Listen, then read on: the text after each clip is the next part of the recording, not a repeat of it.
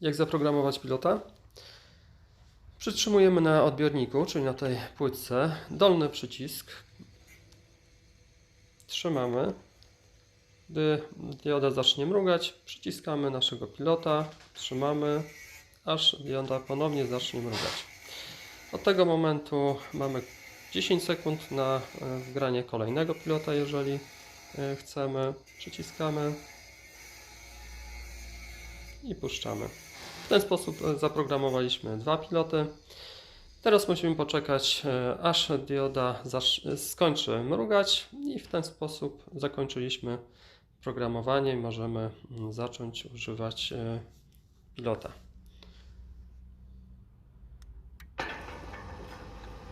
I to cała procedura programowania, wgrywania pilotów. Jeszcze raz krótkie nagranie, jak można to zrobić. Mamy niezaprogramowanego pilota. Kolejny niezaprogramowany pilot.